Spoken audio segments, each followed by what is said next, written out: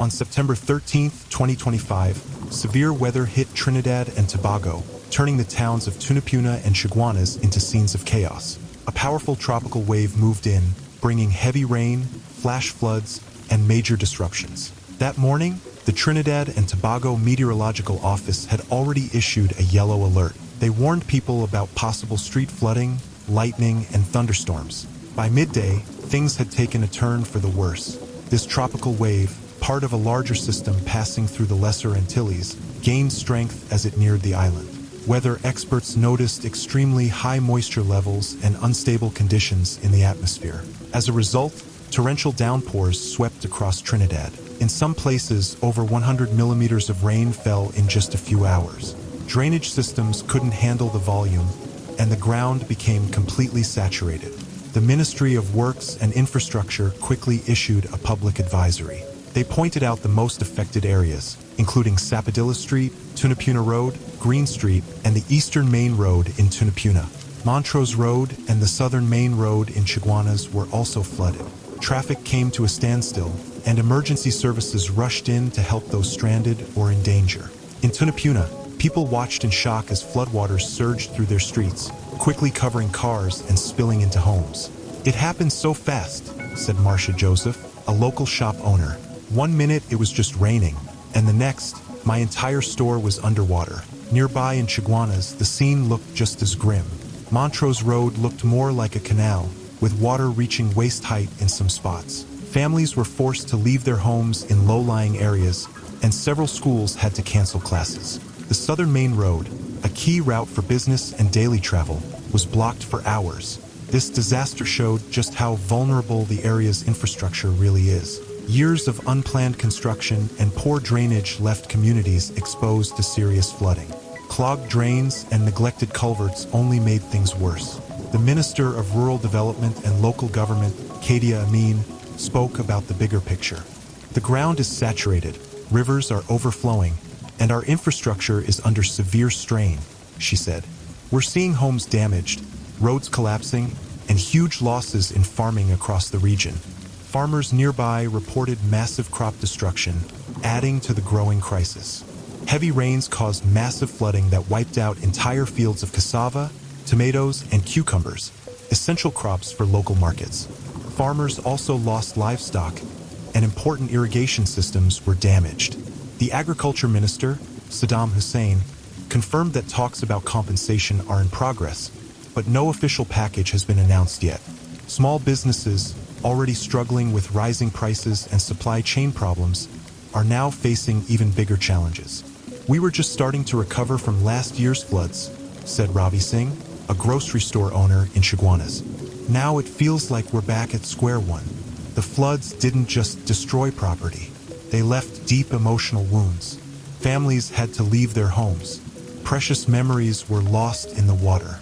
Children held tight to their parents as rescue workers moved through streets completely underwater. Local volunteers from mosques and churches stepped up fast, providing shelter, food, and dry clothes to those in need. "I've lived here for 30 years, said Tunapuna resident George Baptiste.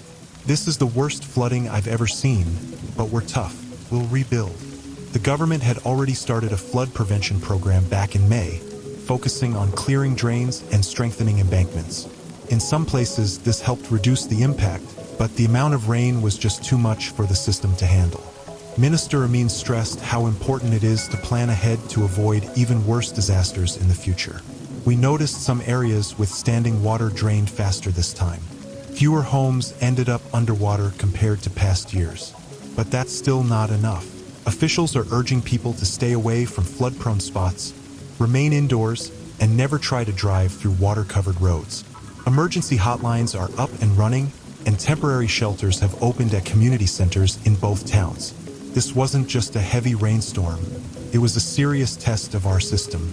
The mix of unpredictable weather, expanding urban areas, and old infrastructure combined into a perfect storm. Experts warn that without a strong plan for flood protection, these events will happen more often and hit even harder. Urban planner Dr. Anika Ramdile says we need a national effort to map flood zones. She stresses the importance of rethinking how and where we build and how we get ready for these events. Climate change isn't something to worry about in the future. It's happening right now. Claxton Bay, a coastal town between San Fernando and Cova, turned into a maze of water. Flash floods, caused by non-stop heavy rain, blocked roads, stranded vehicles, and forced residents to find higher ground. A tropical weather system moving through the Lesser Antilles made the rains even worse. This flood revealed just how vulnerable our infrastructure is and how critical it is to build climate resilience in places like Trinidad and Tobago. The Trinidad and Tobago Meteorological Service, known as TTMS, issued a yellow weather alert on Friday morning, warning of heavy rain, flash flooding, and thunderstorms. The alert came out at 9:54 a.m. and was set to take effect at 11 a.m. But by that time, dark clouds were already gathering over Claxton Bay. A tropical wave, supercharged by hot temperatures and high humidity, unleashed intense rainfall that overwhelmed the local drainage systems. In just a few hours, streets like Cedar Hill Road and Springvale Road were completely flooded. What used to be regular roads turned into rushing rivers of muddy water, filled with debris. Drivers were caught by surprise.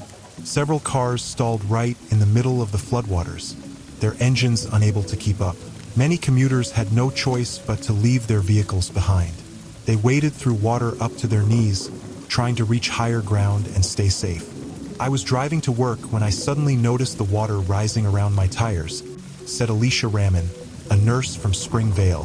Before I knew it, my car was stuck. I had no choice but to get out and walk through the water. Locals said the flood hit fast and without warning. In just a couple of hours, houses were underwater, stores closed their doors, and schools sent kids home early. Parents held tightly onto their children's backpacks, carefully making their way through water-covered sidewalks. The flood exposed serious problems in Claxton Bay's infrastructure. Years of building without proper drainage systems had left the area vulnerable. Blocked culverts, crumbling embankments, and outdated storm drains couldn't handle all the water rushing through. This was a wake-up call for the whole community.